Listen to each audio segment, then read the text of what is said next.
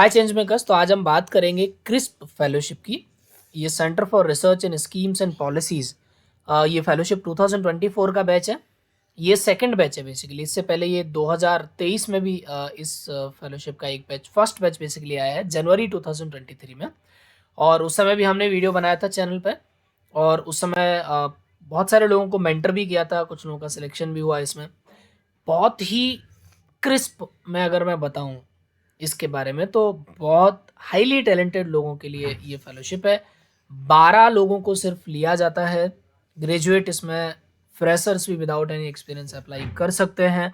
75,000 per month का stipend है। 2 साल का फेलोशिप है, 1 साल के लॉक इन पीरियड के साथ। तो इसमें अप्लाई कैसे करना है, लेकिन इसमें अप्लाई करने के साथ साथ ना एक बहुत यूनिक चीज़ है। और वो यूनिक चीज़ ये है कि आपको एप्लीकेशन के साथ साथ एक असाइनमेंट करके आपको अप्लाई के दौरान सबमिट करना पड़ेगा, राइट। तो लास्ट डेट जो है इसका 5 फरवरी है। तो हम लोग इस वीडियो में डिस्कस करेंगे पहले इस फेलोशिप के बारे में, थोड़ा आप अच्छे से समझ पाओ, and then we will discuss about how to solve the assignment. Okay, so let's understand about the very basic. So CRISP जो ऑर्गेनाइजेशन है, centre for research and scheme and policy, ये 10 एक्स और फॉर्मर सिविल सर्वेंट्स ने इसको form किया है, ठीक है, विद 30 साल के एक्सपीरियंसेस के साथ। And they are working upon the grass root on basically the government design, redesign and implement better schemes and policies, right.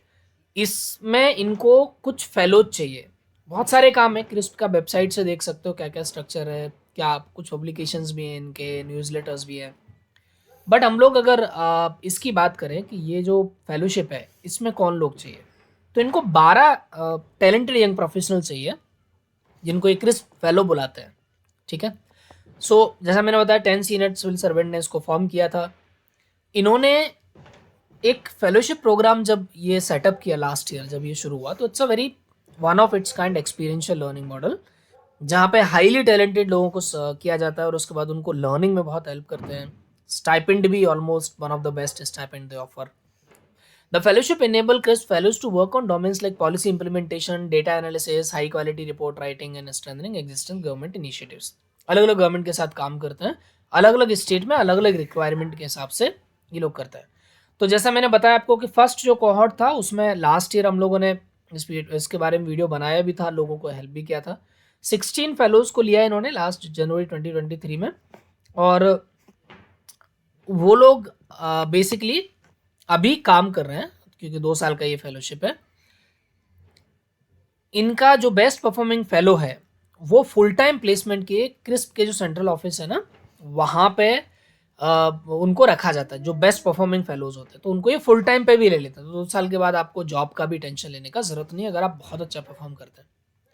Locations 2 साल के लिए ये हैं: मेघालय, यूपी, आंध्र प्रदेश, तेलंगाना, कर्नाटका। इनके जो हेडक्वार्टर्स हैं शिलोंग, लखनऊ, विजयवाड़ा, हैदराबाद, बेंगलुरु, इन सब में आपको प्लेस किया जाएगा।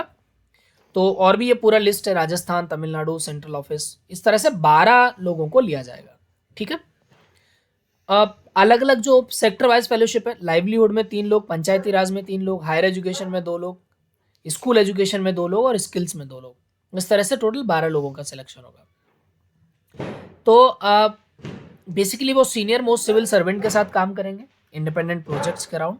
क्रिस्प के जो फंडिंग मेंबर है उनके साथ भी वो गाइडेड और मेंटर्ड होंगे। एलिजिबिलिटी क्या है? बैचलर डिग्री और हायर यानी बैचलर या मास्टर्स आपका हो renowned education institution in policy relevant subjects like public policy, economics, development studies, business management, law, human resource, accounting etcetera, right. So जिनका academic and practical experience technology, data management और analysis, system design, architecture, इन सब में भी है, वो भी इस फेलोशिप में अप्लाई कर सकते हैं। Good educational record, up to 2 years of experience. So up to 2 years का मतलब ये है कि आपके पास फ्रेशर से लेके 0 से लेके 2 साल तक का वर्क एक्सपीरियंस जो होगा after graduation in social sector covering areas like education में, rural development, health, gender empowerment, like जो गांधी फेलोज हैं मोस्टली सूटेबल कैंडिडेट जो भर सकते हैं। दूसरा, अगर आपने कोई और इस तरह का फेलोशिप किया है, सोशल सेक्टर में काम किया है, तो आप फ्रेशर भी और 2 साल तक के एक्सपीरियंस वाले भी इसमें अप्लाई कर सकते हैं। प्रोफिशिएंसी आपकी होनी चाहिए इंग्लिश में, लेकिन उसके साथ साथ जो यहाँ पे हमने स्टेट मेंशन किया उस स्टेट की जो लैंग्वेज है उस लैंग्वेज में भी आपका प्रोफिशिएंसी होना चाहिए। उसके अलावा क्या क्या कॉम्पिटेंसी प्रीफर्ड है? Knowledge of research methodology, experience of having done at least few field studies, ठीक है। Proficiency MS Word, MS data, इन सब में आपका होना चाहिए। डेटा एनालिटिक्स में आपके पास अगर एडवांस स्किल है, ability to write professional reports, ठीक है। Passion for social change, prior exposure to policy and development sector, policy analysis, research, ये सारे कॉम्पिटेंसीज आपके पास होंगे। ये आपको क्यों पढ़ना जरूरी है? क्योंकि इसी तरह आप आगे अपने एप्लीकेशन में और अपने आगे के प्रोग्राम्स में आप अपने आप को पिच कर पाओगे। लॉक इन पीरियड है 2 साल का, ये फुल ईयर का प्रोग्राम है। No person awarded the fellowship shall leave the fellowship programme before conclusion of term, मतलब कि 12 महीने से पहले का अगर आप लॉक इन पीरियड पहले ही चले जाते हैं तो आपको फेलोशिप का अवार्ड नहीं होगा, ठीक है। सो फेलो जब निकलता है, ठीक है, तो within 1 year the entire cost on the fellowship programme invested by the organisation shall be recovered, ठीक है, आपको वापस करना पड़ेगा। तो आप थोड़ा सोच समझ के जाएं कि 2 साल तक के लिए आप टिक पाते हो कि नहीं। अपॉर्चुनिटीज़ क्या है?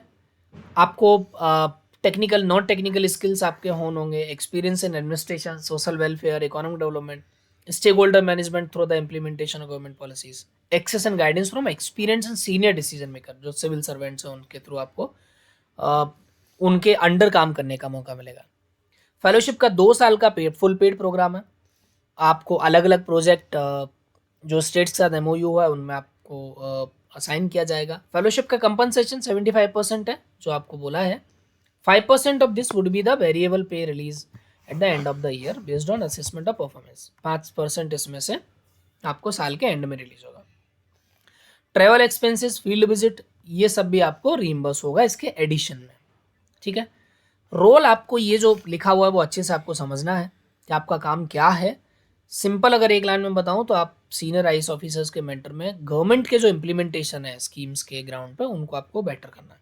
बाकी आप अच्छे से पढ़ें अप्लाई करने से पहले, ताकि आपको समझ में आए कि आप करोगे क्या, राइट। ये आपको बहुत हेल्प करेगा आगे असाइनमेंट में, आपके इंटरव्यूज में। एप्लीकेशन प्रोसेस क्या है? स्टेटमेंट ऑफ पर्पज आपको लिखना है, ठीक है, आप क्यों फिट हो इस फेलोशिप के लिए। तो ये जो आप ऊपर का प्रोग्राम देख रहे हो ना, कि आपको क्या रोल के लिए एक्सपेक्टेड है, क्या फेलोशिप का स्ट्रक्चर है, कौन कौन से कॉम्पिटेंसी चाहिए, क्या एजुकेशन क्वालिफिकेशन चाहिए, ये सब आपको पढ़ना इसलिए ज़रूरी है क्योंकि आप एसओपी में हाईलाइट कर पाओगे कि I am coming from that particular background related to this is the requirement, और यहाँ पे मैं बेस्ट परफॉर्म कर सकता हूँ। दूसरा, फेलोशिप क्या ऑफर करता है जो मेरे लिए बेटर होगा in my long term goal as well, ठीक है, वो कैसे रिलेट होता है वो भी आप उसकी चर्चा करोगे। एसओपी के साथ साथ आपको एक असाइनमेंट भी दिया हुआ है और असाइनमेंट भी एप्लीकेशन फॉर्म के साथ आपको सबमिट करना है। टाइमलाइन क्या है? जनवरी में इसका एप्लीकेशन शुरू हुआ है, तो 5 फरवरी को ये एंड हो जाएगा। 10 फरवरी को टॉप 100 का जो शॉर्ट लिस्टिंग है वो दिया जाएगा। Second round group discussion virtual mode में होगा। फाइनल राउंड इंटरव्यूज वीसी पे होगा। टॉप 20 लोगों का, उनमें से 12 लोगों को ऑफर किया जाएगा डिक्लेरेशन, ठीक है। 3 अप्रैल से ये ओरिएंटेशन प्रोग्राम के साथ शुरू हो जाएगा। तो ये इंटायर डिटेल मैंने आपको यहाँ पे बता दिया। इसके अलावा एप्लीकेशन प्रोसेस की चर्चा कर लेते हैं। तो अब ये फ्रंट पेज पे जाओगे तो यहाँ पे लॉगिन का एक ऑप्शन जा जाता है, अप्लाई नाउ और लॉगिन। तो आप वहाँ से लॉगिन करोगे, अप्लाई नाउ क्लिक पे बटन पे क्लिक करके फिर आप यहाँ पे डिटेल भरोगे अपना, किस पोस्ट के लिए आप अप्लाई कर रहे हो। देन आपका बेसिक डिटेल यहाँ पे आ जाएगा। देन एजुकेशनल पर्सनल डिटेल यहाँ पे आ जाएगा आपका, राइट। फिर एजुकेशनल डिटेल आ गया। अब आपने जो आईडी और पासवर्ड आपका क्रिएट होगा उसको आप लॉगिन के थ्रू लॉगिन कर सकते हो, ठीक है। उसके अलावा आप ये सारी चीज़ें इसमें personal detail, educational experience, document वगैरह अपलोड करके फाइनल इसको कर सकते हो। लास्ट में आपको एसओपी और असाइनमेंट आपको इसमें डालना होगा, ठीक है। जो ये लास्ट के क्वेश्चंस आते हैं उनके लिए यहाँ पे आपको अटैच करना होगा सारा। अब हम लोग देख लेते हैं कि जो इसका असाइनमेंट है वो क्या है। सो बेसिकली एक ऐसे आपको लिखवाया गया है, एप्लीकेशन इसके बिना एक्सेप्ट नहीं होगा। कोई एक टॉपिक आपको नीचे में से चुनना है, 500 वर्ड के भीतर उस पर आपको लिखना है। ऐसे को जो इवेल्युएट किया जाएगा वो quality of writing, the data evidence जो इसमें डाला गया है, कॉजेंसी ऑफ आर्ग्यूमेंट्स, यानी जो आपने आर्ग्यूमेंट्स दिए हैं उन वो कितने जेन्युइन है, लॉजिक है, इनोवेटिव थिंकिंग, और क्वालिटी ऑफ सजेशंस मेड, जो आपने सजेशंस उसमें डाले उनका क्वालिटी कैसा है, ठीक है। इन्होंने एक क्लियरली लिख दिया है कि एनीवन जनरेटिंग ऐसे यूजिंग चैट जीपीटी और any other generative AI sources will be automatically disqualified and they have the system to identify plagiarism including generative AI inputs, right. तो चैट जीपीटी का उपयोग न करें, क्लियरली जो उसमें लिखा हुआ है, आपका एप्लीकेशन रिजेक्ट हो सकता है। अब थोड़ा बहुत बेसिक हिंट मैं आपको देता हूँ। तो बेसिकली ये 5 टॉपिक हैं जिनमें से किसी एक टॉपिक पे आपको लिखना है। जैसे फॉर एग्जाम्पल पहला, how is the performance of India is achieving SDG 1 in the last 10 years. तो आप अप्रोच कैसे करोगे वो मैं बता सकता हूँ, एग्जैक्ट आंसर क्या होगा that I can not tell. Approach basically ये होगा, जैसे मान लिया पहला आप क्वेश्चन ले रहे हो, ठीक है। सो सिंपल आप डालोगे performance of India achieving SDG 1, ठीक है, लास्ट 10 ईयर्स। तो कई सारे रिपोर्ट्स हैं, ऐसे यूएन की रिपोर्ट है, SDG रिपोर्ट्स हैं, जिसमें आपको ये दिखेगा कि पहले तो ये आप पता करो कि SDG 1 है क्या, फिर SDG 1 में इंडिया का परफॉर्मेंस कैसा है। अलग अलग इंडेक्स आपको निकालना पड़ेगा लास्ट 10 ईयर्स का, जिसमें क्या क्या डेटा है, और मोस्ट रिसेंट डेटा आपको निकालना पड़ेगा। नीति आयोग के डेटा आपको रिसेंटली मिल जाएंगे, आगे आने वाले टाइम के डेटा आपको मिल जाएंगे। एंड देन आपको वो देखना है कि पहला तो ये बताना है कि कैसा परफॉर्मेंस रहा है, बहुत ब्रीफ में 100 to 150 से 150 वर्ड्स में, कि भाई लास्ट 10 ईयर्स में यहाँ से शुरू किया था, यहाँ तक पहुंचा, ऐसे डेटा के अकॉर्डिंग ऐसी सिचुएशन में हम हैं। सेकेंड है, what strategy have help the country in this regard. दूसरा, अब जो अचीवमेंट हुआ है उसमें कौन कौन सी स्ट्रेटेजी ने हेल्प किया, कोई गवर्नमेंट के स्कीम ने हेल्प किया, कुछ अलग स्ट्रेटेजी के रिगार्डिंग कुछ और हेल्प हुआ है, तो उसके बारे में चर्चा कर सकते हो। मतलब जो अचीवमेंट हमने डाले हैं वो अचीवमेंट आए कैसे, कौन कौन से स्ट्रेटेजी गवर्नमेंट ने, नॉन गवर्नमेंट ऑर्गेनाइजेशन, इन सब ने अपनाया, जिससे कि आपका जो SDG 1 है, ठीक है, वो जो SDG 1 है वो आपका अचीव हुआ। और SDG 1 क्या है, नो पावर्टी, ठीक है। सो नो पावर्टी का जो अचीवमेंट है वो क्या, वो सिंपल, भारत में गरीबी कम हुई है, उसके डेटा है, नीति आयोग का रिसेंट डेटा है, बाकी बहुत सारे डेटा हैं, इंटरनेशनल ऑर्गेनाइजेशन, नेशनल ऑर्गेनाइजेशन। उस गरीबी को कम करने के लिए क्या क्या जो स्ट्रेटेजी थी गवर्नमेंट की, बाकी सबकी, वो आई है। And are there any major failure, आपको ये भी दिखाना है कि क्या इसमें कुछ फेलियर भी हुआ है, गरीबी मिटाने में कहीं पे हम फेल भी हुए। तो डेफिनेटली बहुत सारे रिपोर्ट सजेस्ट करते हैं कि ऑल्दो गरीबी कम हुआ है, बट कई जगह पे हम लोग टारगेट्स अचीव नहीं कर पाए और फेल है। तो क्या क्या फेलर है वो आपको हाईलाइट करना, सिंपल चीज़ है। 3 क्वेश्चन है, तीनों को आपको, पहले क्वेश्चन को 100 से 150 वर्ड्स में, 100 वर्ड में, दूसरे क्वेश्चन को 100 वर्ड में, तीसरे क्वेश्चन को 100 वर्ड्स में, लास्ट में 100 to 150 वर्ड्स में आपका कंक्लूजन आ जाएगा ओवरऑल कि इंडिया का परफॉर्मेंस ऐसा रहा, इस स्ट्रेटेजी ने हेल्प किया, लेकिन ये फेल्योर्स है, इनको इस तरीके से आप सजेशन दे सकते हो, आर्ग्यूमेंट्स दे सकते हो कि India should do this this this this to achieve the SDG 1, ठीक। इसी तरीके से आप सारे क्वेश्चंस को अप्रोच करके अटेम्प्ट करोगे। पहले डेटा निकालो, अच्छे से समझो, लिखो, एटलीस्ट 10 15 20 पेपर्स पढ़ो इसके अराउंड, उससे आप एक डेटा सीट निकालो, उससे आप लिखना शुरू करो। आपके लिए टॉपिक बहुत आसान हो जाना चाहिए, आपको इतना पढ़ लेना चाहिए। आप डेटा शीट्स पढ़ सकते हो, आप एडिटोरियल्स पढ़ सकते हो, आप आर्टिकल्स पढ़ सकते हो, रिसर्च पेपर्स पढ़ सकते हो, और जो अलग अलग ऑर्गेनाइजेशन, जिसमें मैन प्रमुख, नीति आयोग, जिसमें बार बार नाम ले रहा हूँ, उनके इंडेक्स जो हर साल जारी होते हैं, वो सब चीज़ों को आप कैटर करके इसमें डाल सकते हो, ठीक। तो ये डालते हुए आपको इसमें अपलोड करना है। बेसिक FAQs हम लोग अगर देख लेते हैं तो क्रिस्प का हेड ऑफिस न्यू दिल्ली ऐसा बताया। ये बेसिक चीज़ें हैं। आपका फेलोशिप कैसे वर्क करेगा, 3 से 5 महीने का आपको एक्सपीरियंस है तो भी आप अप्लाई कर सकते हो।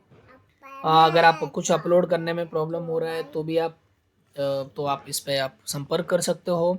ओवर एज्ड वालों के लिए है नहीं, 30 साल की उम्र का इसमें क्राइटेरिया है, 30 साल से कम वाले ही कर सकते हैं, ठीक है।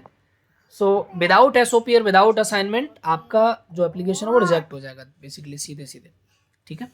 Continuation of 2 years, basically fixed fellowship है 2 साल का, लेकिन जैसा कि हम लोगों ने पहले पढ़ा था कि 2 साल के बाद जो लोग अच्छा परफॉर्म करेंगे उनको सेंट्रल ऑफिस में आगे एक्सटेंशन भी मिल सकता है। तो this is all about the fellowship. आप इसके वेबसाइट को देखिए, इसके बारे में पहले पढ़िए। बहुत ही फोकस्ड और बहुत हाईली टैलेंटेड लोगों को लेने वाला ये फेलोशिप है। तो अगर आप इसमें इंटरेस्टेड हैं तो आप इसके बारे में डिटेल में पढ़ के आप इसको अप्लाई कर सकते हैं। कुछ भी अगर आपको सपोर्ट का रिक्वायरमेंट है, सपोर्ट भी किस टर्म में होना चाहिए, तो बेसिकली आप ये कहोगे कि हमको कोई असाइनमेंट लिख के दे दे या SOP लिख के दे दे, नहीं होगा। आप एक ड्राफ्ट SOP, ड्राफ्ट असाइनमेंट अगर टीम के साथ शेयर करके चेक करवाना, रिव्यू करवाना चाहेंगे तो वो सपोर्ट हम दे सकते हैं। बाकी अगर आप इस फेलोशिप से अलाइन करते हो और इस फेलोशिप के लिए इतनी मेहनत कर सकते हो तभी अप्लाई करिए, नहीं तो आप अपने लेवल के फेलोशिप्स आप देख सकते हो, जैसे कि गांधी फेलोशिप अभी चल रहा है, भूमि हो गया, टीच फॉर इंडिया हो गया, इस तरह के कई सारे फेलोशिप है जो अभी भी ऑन है जिनको आप अप्लाई कर सकते हो। और आने वाले टाइम में हम लोग और भी दूसरे फेलोशिप्स के बारे में आपके पास लेके आएंगे। तो ये रहा आज का वीडियो। अगर आपको कुछ और इसके बारे में क्वेश्चन है तो आप कमेंट बॉक्स में डाल दें, तो हम लोग उसको वहां से आपके क्वेश्चंस को रिजॉल्व करेंगे।